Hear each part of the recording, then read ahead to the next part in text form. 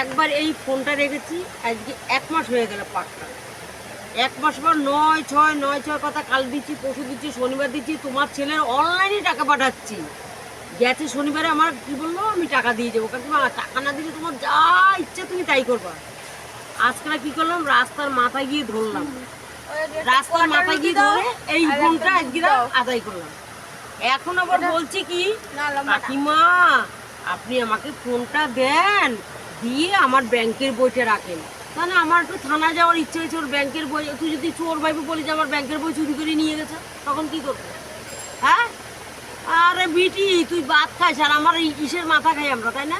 আমরা ভাত খাই দে কামু। দেখ এই যে দুটো ফোন, লোকে দেখুক, তোকে একটু এইটাই আমি কি করব, ভিডিও করে ছাড়বো, লোকে দেখুক যে লোকের দোকানে ধার বাকি খেতে গেলে লোকের সাথে সেরকম লেনদেন না করতে পারলে লোকে কীরকম ব্যবহার করে, তাই জায়গায় যেতে করে। এই যে দুটো ফোন রেখে দিচ্ছি, দিদিভাই দেখুন আপনারা যে কেমন মহিলা, এরকম মহিলা আমার বাবার জন্মকাল, আমি এরকম বামন গাছে দিয়ে এরকম কাস্টমার দেখিনি, যে আমার হাতে যে এরকম কাস্টমার। আমাকে অনেকে বলেছিল যে এই কাস্টমারকে তুমি বাকি দিয়েছো, হ্যাঁ তোমার মাথা চিবিয়ে খাবে ওই টাকা আদায় করতে। সত্যি তাই, সত্যি।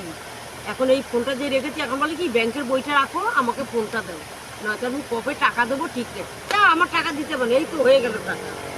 বল এবার কি, আরে এক একটা ফোনে কি 600 টাকা করে দেবে না? 600 টাকা হলে তো 1200 টাকা। বিক্রি করবো না, থাক।